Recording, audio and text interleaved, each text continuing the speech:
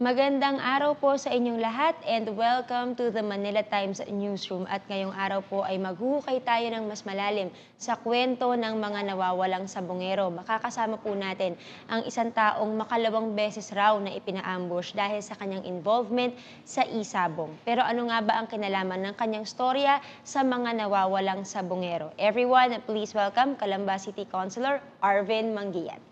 So I'm City Councilor Arvin Laude Manguiat from Calamba City. And may second term po ngayon sa bilang konsehal po ng bayan. As I understand, sir, no, dati rin po kayong pulis. Dati po akong police since 2005 hanggang 2012. So, sir, what motivated you to come out and share your story again? I understand dati pa naman po kayong nagpapa-interview, sharing your story. Pero this time po, what motivated you to really go all out? Naawa lang po kasi ako dun sa ibang pamilya na nagsisik ng justice para dun sa mahal nila sa buhay na na-ambush din. So, sa lahat po kasi ng na-ambush, parang ako lang ang natirang buhay. Yes. So, sa aking karanasan, for almost 4 years, hindi ko pa rin nakikita yung justice sa pagkaka-ambush sa akin. So, much more pa yung mga naunang na-ambush sa akin na wala pa rin hanggang ngayon nakakamta na justice. So, ako nga nabuhay. Konsehal pa ako ng bayan, walang nasisik na justice. So, siguro ito na yung tamang panahon para magising yung mga investigation office like PNP na mag-imbestiga naman sila doon sa mga inambush din. Nakakaawa rin naman yung pamilya na siyempre naghahanap din ng justice kung sino talaga yung pumatay sa kanilang mga kamag-anak. Sir, let's dive deeper into the story of your ambush and the reason why you were ambushed. So, siguro sir, simulan muna natin, papaano po ba kayo na-involve sa isabong first before we go to that story? Sige po, papaano po kayo na-involve sa isabong? Bata pa ako nung mahilig na ako magsabong. So, yung lolo ko magsasabong. So, nitong nauso na yung online sabong, nagkaroon ako ng linya sa opisina ng pitmaster. So, nakapag-apply ako bilang master agent and nagkaroon din ako ng OCBS. So, yung meron ng OCBS... OCBS, sir, is? Yung OCBS po, yung isang venue na pinapayagan po ng pitmaster na magpalabas po ng online na sabong. So, meron ding mga teller na pwedeng doon tumaya. So, bukod sa pagiging master agent, nagkaroon pa ako ng OCBS. Gano'n niyo po katagal ginawa yun? 4 years ago pa. 4 years. Okay po. Sir, punta tayo dun sa issue ngayon, kung bakit merong sinasabi mga kinidnap, napatay at tinapon ng mga nawawalang sabongero. Dahil daw po ito sa dayaan sa isabong. Can you share, sir, a story kung ano po yung personal na pagkakaalam ninyo kung paano po nangyayari yung dayaan sa isabong? So, yun yung tinatawag nila na chope. So, yung may-ari ng manok na ichochope, ibig sabihin, pinapatalo nila yung manok nila, then sa kabila sila pumupusta sa kalaban ng manok nila. So kung paano nila ginagawa yung panyonyope, unang-una, mapurol yung tare, yung kinakabit po sa paa ng manok. O kaya naman, binabalian nila yung manok nila para kahit anong palo o hataw yung gawin ng manok, hindi po sila nakakamatay. Okay. Ayun po. Okay, so sige sir, let's go po dun sa, di ba you've mentioned pit master. So, para lang po clear, sir, no? Sino po yung may-ari ng pitmaster? Si Mr. Atong Ang. Si Mr. Atong Ang. Okay po. And then, the Department of Justice po, no? Kasi is saying na meron daw pong mga group levels itong pitmaster. At ang pinaka na may mention po ay merong alpha group na sinasabi. Actually, meron pang beta and other groups. Pero ano po ba yung pagkakaalam ninyo, sir, dun sa alpha group? Sino po ang members nito at paano po ito kumikilos? Ang alam ko sa Alpha Group, sila yung unang namuhunan para matayo yung pitmaster. And yung mga manok nila ang pinaglalaban-laban. So, sila yung mga sikat na magsasabong, mga kilala sa industriya ng sabong. So, sila po yung naglalaban-laban dyan. So, kaya po yung mga mananabog natin, gustong-gustong manood niyan o tumaya dyan kasi mga big event. Yes. Kasi known yung mga naglalaban-laban. Magkano, sir, usually yung mga pinupusta dito at Milyonan po yan. Milyonan. Yes. Is it true, sir, na ang sabi po kasi, roughly 70 million daw po ang partihan monthly ng mga alpha members ng pitmaster? Is it each member po or Yes, each Yeah. monthly? Sir, sa pagkakaalam nyo, ilan ang miyembro ulit ng alpha group? Kung hindi po ako nagkakamali ay nasa 20. 20. Yeah. Sa nare-recall niyo po, sir, sino-sino po itong mga miyembro na to ng Alpha Group, ng Pitmaster? Hindi ko pwedeng banggitin, siguro. Okay po. Sa some venues, some other venue po siguro. Pinagbawalan kasi ako nung attorney ko na magbanggit ng mga names. Pero itong mga members po ba na to, masasabi nating mga high-profile people? Yes, mga kilala po sa industriya ng sabong. Sa industriya ng sabong. Politics, sir, meron? Yes, meron din.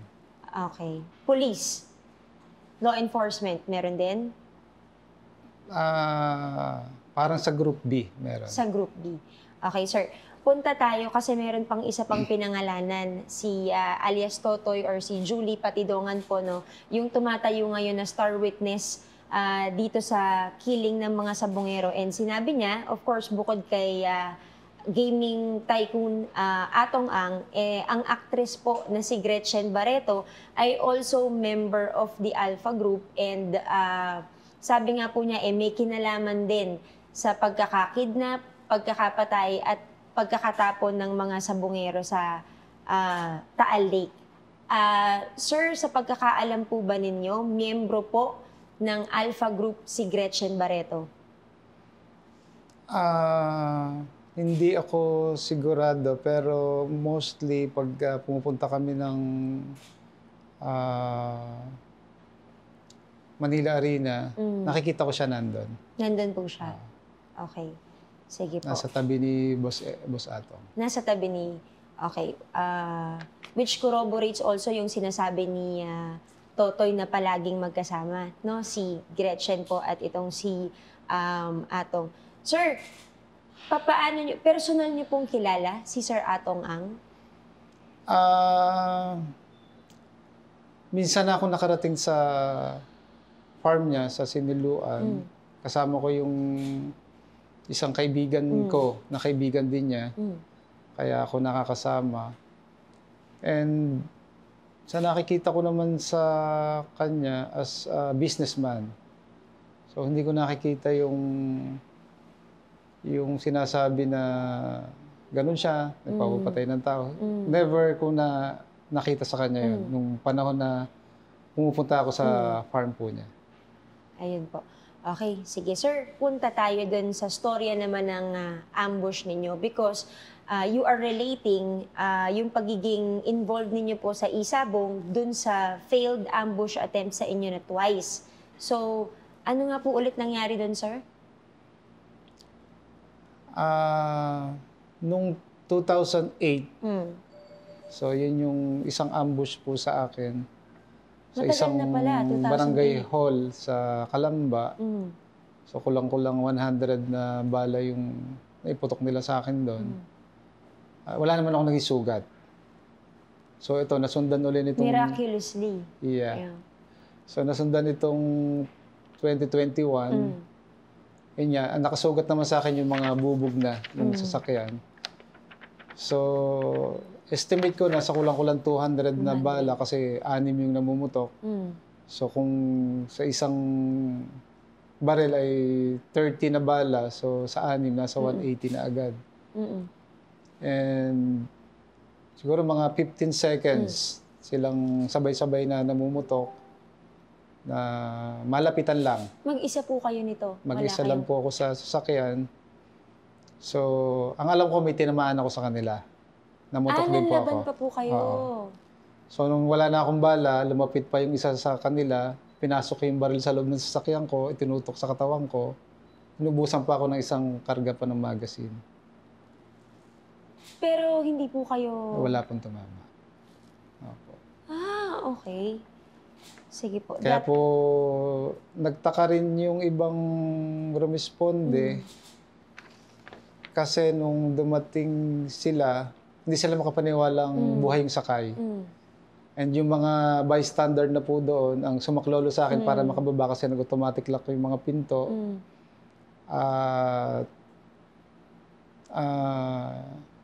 Wala silang nakuhang buong tingga ng bala. Parang ang sabi ng mga soko ay napulbos daw. Sir, ano itsura ng mga ng ambush po sa inyo? Kilala niyo po ba sila? Covered po ba yung face nila? Merong nakatakip ang mukha, merong hindi. Nakilala niyo po? Yung iba. Yung iba? So positively identified ninyo and then nagsampa po kayo ng kaso sa kanila? Hindi. Hindi? Hindi. Bakit po? Naghahanap pa rin po kasi ako hanggang ngayon ng matibay na ebidensya na maglilink sa kanila. Kagaya po nung mga legitimate operation nila na pwede silang pangalanan. Kasi yung nangyari sa akin is ambush, may hirap po kasing patunayan na sila. Na sila yun. So kinakailangan ng matibay na ebidensya. Madali namang mag-file ng kaso, kaya lang siyempre titingnan natin lagi yung ending, ano bang mangyayari. So ayoko naman mag-file na madidismiss din pagdating ng prosecution. Kaya yun nga, matibay na ebidensya. Ang nire-request ko ngayon sa investigation body kagaya ng R7, nag-request na ako sa kanila ng mga legitimate operation nitong mga pulis na sinasabi ni Totoy. Sir, at that point, 2008 and 2021, the instant that you were attempted to be ambushed, alam niyo na po ba kung bakit? Hindi po. Wala pa kayong idea? Wala pa rin. Okay. Si alias Totoy po, is linking Sir Atong Ang as the one who ordered the 2 ambushes. Napatunayan po ba ito or nagkausap po ba kayo ni Totoy? Paano niyo po nalaman na possibly na siya yung nag-order ng ambush sa inyo? Ang nilink lang ni alias Totoy is yung 2021 na ambush. So, nung nakaraang So yung 2008 po is hindi pa rin po, wala pa rin po wala lead pa rin. kung sino ang nag-utos. Okay. So, nung last week, Friday yon, nung makipagkita ako kay Totoy, nakailang tawag kasi sa phone ko. Nagtaka ako kung paano niya nakuha yung number ko. And gusto raw niya ako makausap. So, tinanong ko yung abogado ko kung po pwede akong makipag-usap. Kasi nga, nakikita ko na sa news na siya yung whistleblower kay Mr. Atong Ang. Kailan po ito ulit, sir? Again, last week? Friday. Friday. Okay. So, yun nga, pinayagan naman ako ng abogado ko. So, ang buong akala ko, pag-uusapan lang namin ay yung mga sabungan niya sa Laguna. So, nagulat na lang ako nung magkaharap na kami. Nakita kami sa isang hotel sa Quezon City. Doon yata siya naka-safe house. So, kung napag-usapan na namin yung tungkol sa ambush, tinanong niya ako kung may mga suspect na raw ako. Sabi ko meron, mga pulis. So, may mga binanggit siyang mga pangalan. Sabi ko, malamang yan din. So sabi niya, yan din daw yung mga suspect sa mga nawawalang magsasabong. Sa kanya po nanggaling 'yon. Mm. Then tinanong niya ako kung kilala ko na raw ba kung sino mastermind. Sabi ko, hindi, wala pa nga akong alam. Mm. So binanggit niya yung pangalan ni Mr. Atong Ang, na si Mr. Atong Ang daw ang mastermind. Mm. Mm. So nagulat ako kasi wala naman sa isip ko noon pa na bakit magagawa sa akin ni Mr. Atong Ang yan. Unang-una, nung master agent ako, and ako yung may-ari ng OCBS sa Calamba, wala naman kaming naging utang sa kanya. O wala naman kami naging alitan, personal. Kaya ang unang-unang naisagot ko kay Totoy, nung sabihin niya yon, anong kasalanan ko kay Boss Atong? Sabi ko pang ganun sa kanya. So sabi niya, may mga nahuli daw sila na nagchochope Yes. na ako daw ang nagpipinance. Yes. So, nagtaka ako. Sabi ko, may natandaan ako that time na nagchope na taga Calamba na humihingi ng tulong sa akin kasi parang ang pagkakasabi sa akin ng asawa ay nakatakas daw doon sa mga magchochope. So,